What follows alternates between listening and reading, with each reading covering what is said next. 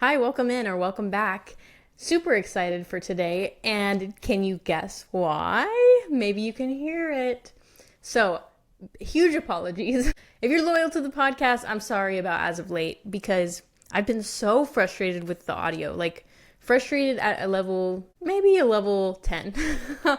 And I don't know, it was like for months, no matter what mic I use, it just wasn't making sense. And I finally figured out how to get my good mic hooked up to. I'm filming on my phone, and the other day I tried to switch the mic again because I'm like, this is still sounding terrible. And I realized this software that I'm using, it would switch back to my camera mic. So the reason my audio has been so terrible is because I've literally been recording a podcast with my iPhone microphone sitting this far away if you're watching me on YouTube or on Spotify. Anyways, all of that to say, I am super excited that I'm getting the reps in. So it's like logically, I could have figured this out maybe, 3 weeks ago, but it never works like that in life. It's like the more you do something, the better you get at it, and the more you realize, and then you fix simple mistakes, right? Not to bore you with all the logical details, but I'm just so hype about this. And when I was on my phone looking for something else, I saw a screenshot I had taken from a conversation between me and Thomas Miller, and he was like, it takes usually about 30 to 50 episodes for podcasters to get on their feet. So he basically said, get the reps in, keep doing it.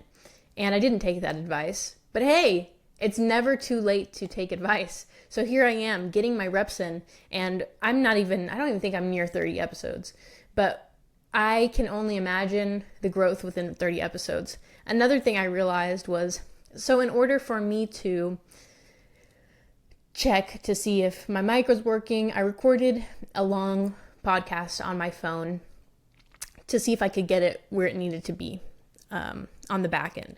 So I sat down with myself and I just said, hey, this podcast is specifically just for me, because something I really enjoy in my life is making little audio notes or making recordings that it's just me to me, because, I can say whatever, do whatever, and get advice, give advice, because that's a great way. I think back in the day I made a podcast about speaking to your future self and speaking to your past self. It's a great way to get downloads, I would say, and just kind of listen to yourself in the now. Saying things out loud, it has a level of oomph to it, a level of clarity. And a lot of times we think about a problem, but we never sit down at a table with ourselves or someone else and say, hey, let's look at this. So me doing that with the audio is like very helpful. And also when you listen back to it, it's like you're listening to someone else. It helps you get a little distance from the situation. So you're like, you could do this, that, and the third. You could, or you just learn. I highly encourage that. But my original point was, I realized there's a level of comfort that I have just talking to myself. And I haven't recently been bringing that to podcasts. Maybe I have before, or maybe I've never gotten that comfortable. But even on my TikToks, you can see my old ones. They're very matter of fact, very almost scripted sounding, and kind of robotic.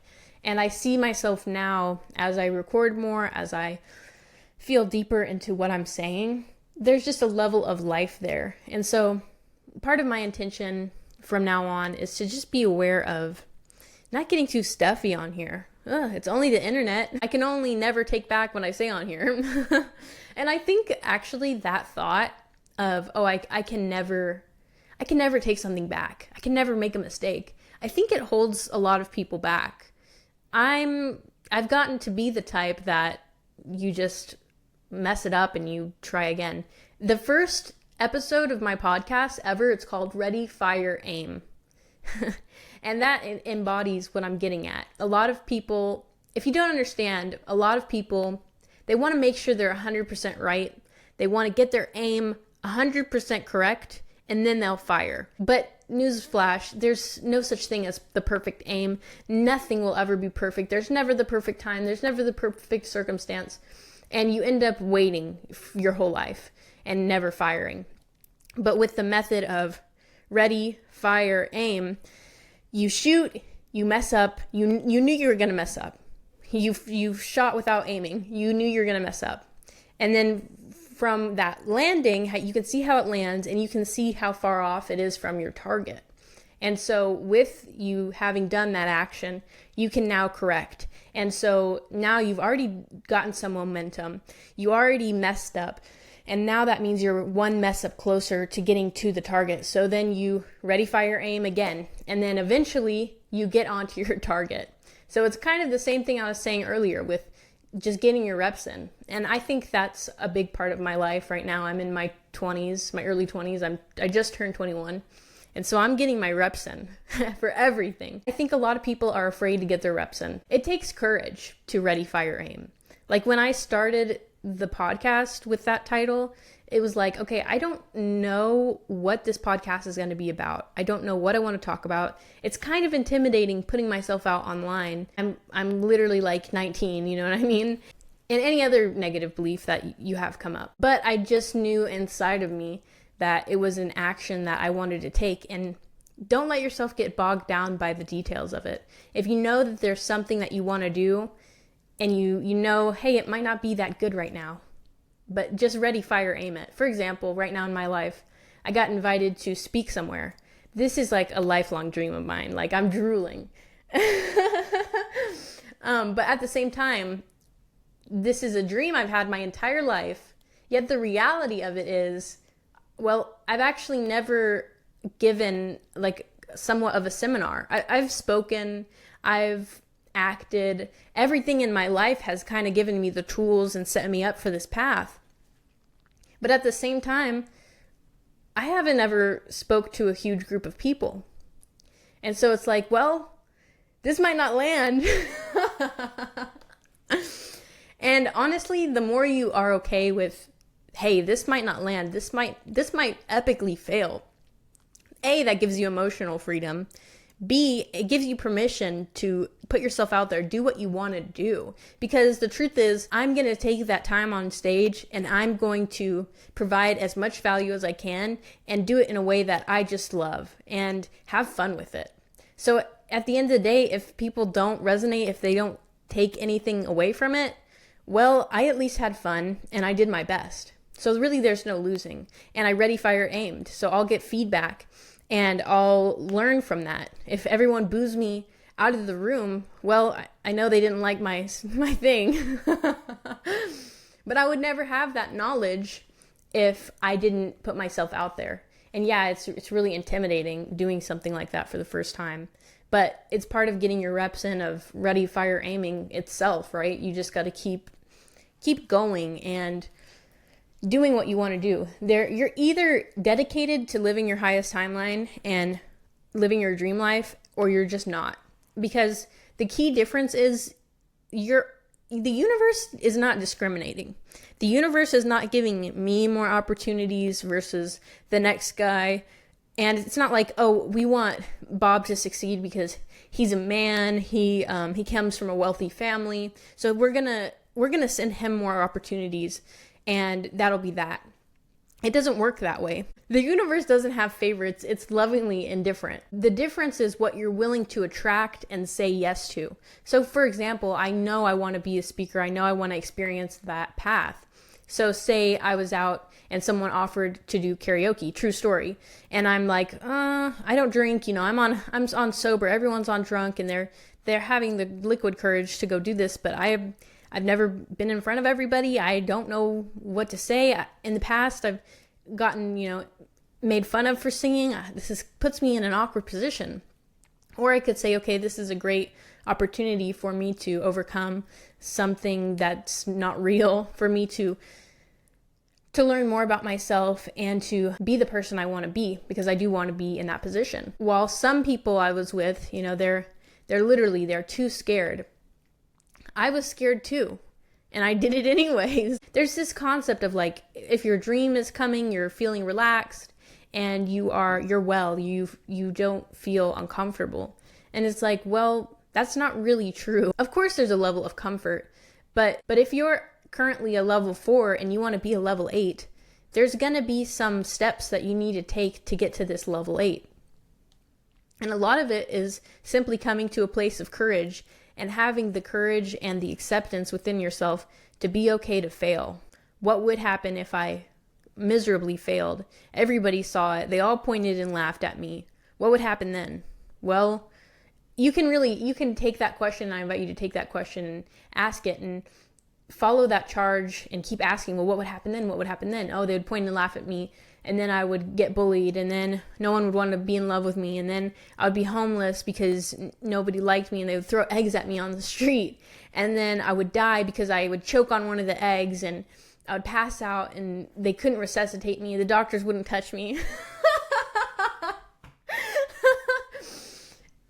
This is a great way of processing. If you think that was insane, this is actually a free game. This is a method of processing, because it either gets to a point where you're like, oh wow, everyone's pointing and laughing at me. I actually feel that in my body. Let me sit with that for a second. Or you're processing like, I choke on an egg. That's hilarious. And laughter is a means of processing too. And usually where that takes people is down to hell. Our subconscious, it's not afraid of failing. It's afraid of death. It's afraid of dying. Because in childhood, your brain has linked not getting attention, not getting approval, to not getting survival. Because it makes sense. When you were little, you needed that to survive. If your parents did not approve of you, they might not feed you, and you might die. Part of the human experience is when we get older, unwiring that and saying, hey, I don't need other people's approval to survive anymore, and taking ourselves out of that survival mode into that thrival mode, right? So following that path of, okay, what's the worst that can happen, is not just a way of indulging in negativity, but it's genuinely addressing head on the fears that you do have. Let's not beat around the bush on this one. If you're afraid of it, you're afraid of it. That's part of acceptance. Just say so. Kind of a new age thought is like, just get rid of it, don't think of it. But at the same time, if you do that your whole life, you're never going to address what's really going on below the surface.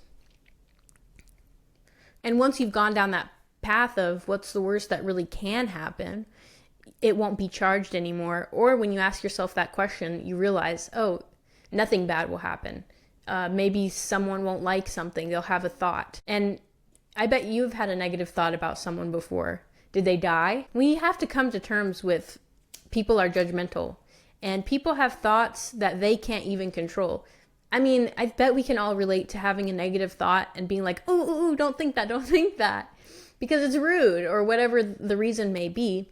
So if someone can't even control their thoughts, why do they even matter to you? Chances are, if they're thinking something negative, it's either harming them or they don't even want it. Maybe I've told this story on here before, but one time my friend had brought around someone I didn't know, and we were all walking outside, and there's this young man in a G-Wagon, and immediately he had main character energy or something.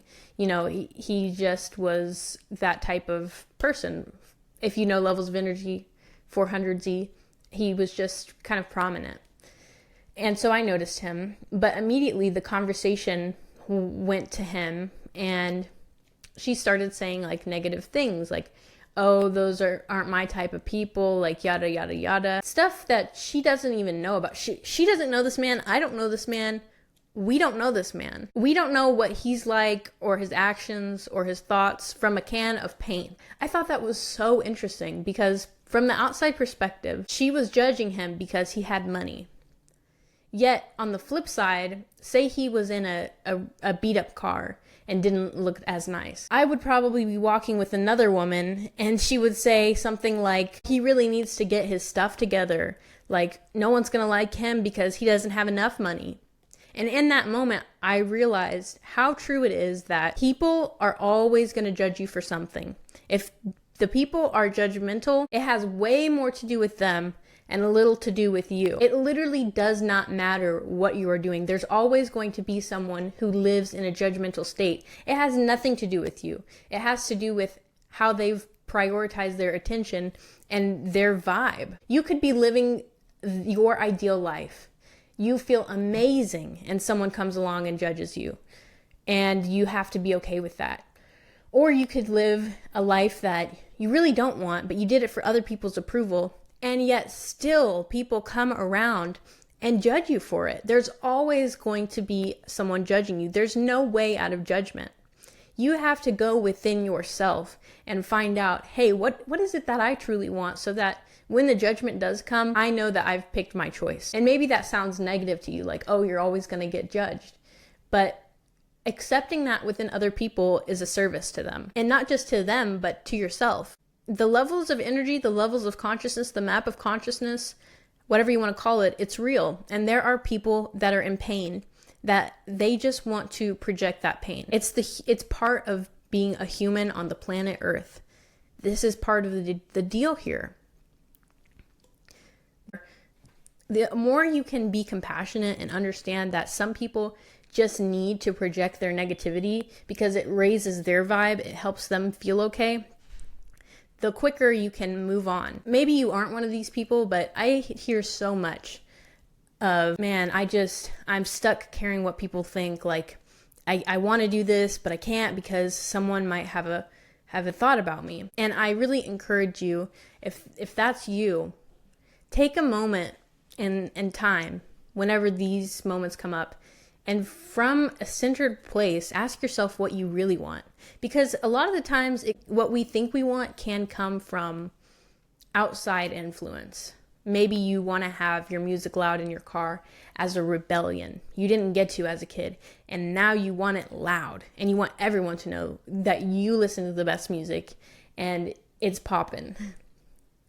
Versus you might genuinely like your music at that level, and so you don't need to turn it really quiet down whenever you're passing someone on the street to hide it. These moments can come up a bunch of times during the day, and taking the time to slow down and say, if I was alone right now, what would I be doing? What would I be saying? The closer you are to that version of yourself, the more free you will feel in your life. The closer you are to how you are alone at home and when you're talking to someone in public, the more authentic you are, the easier it will be for you to attract your crowd, for you to be on your highest path, your highest timeline. And once you've mastered doing what you want to do regardless, you are going to fall into your path. Like, there's no way around it. If you know that you want to do X, Y, and Z, it doesn't matter that it's weird. For me, that looks like coaching. It's like, that's a weird profession. Yeah, people don't understand that. But I care about it so much that that's like, okay, But anyways, I hope this was helpful in some way. I came here with an idea of what to talk about, but it ended up going right out the window. So I will leave it at this, and I'm going to get my reps in on here, right? So I'll continue, and we'll see how it goes in 50 episodes. I'm going to see how far I am from that mark, and that would be so fun to look back on. I was thinking even now, like, it's going to be so funny to look back on this episode in 10 years when I'm saying, I don't know how to speak. I'm speaking for the first time. This will age really well. Well, thank you for tuning in. I appreciate your support, even when the audio quality is terrible. From the bottom of my heart, thank you for showing up for yourself. Thank you for showing up for me. Thank you for showing out, because y'all are still streaming and it sounded so terrible. So thank you for bearing with me during that process. I had to get my stuff together.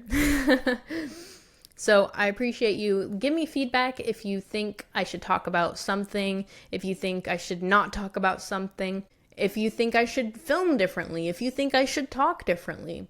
I'm so open to feedback because it helps me grow. The more you know yourself, the more comfortable you really get taking feedback, and the more you really value it. The other day, someone said on TikTok, "Turn that dog whistle off. I hate your videos." He didn't say he hated them. He said, "I clicked off." But it was so helpful because I had been ignoring this little buzzing on my tripod. And who knows, maybe that was in the last podcast too. So what I'm getting at was I got that fixed too, and now I'm just doing so much better. So please don't be afraid. Don't be shy. I love it when you all type in the little Q&A box. So thank you for showing up. Thank you for showing out. Thank you for being you. And my socials are all at Sivassoul. If you want to connect on there, I make a lot of short form content. completely different, a little more structured than here. So I appreciate you. I honor you. I see the light in you. If this was yoga class, I would say namaste, but thank you for your presence. I appreciate you. Peace and love at ya. Bye. Bye, girl. Bye. I'm going to go on a bike ride.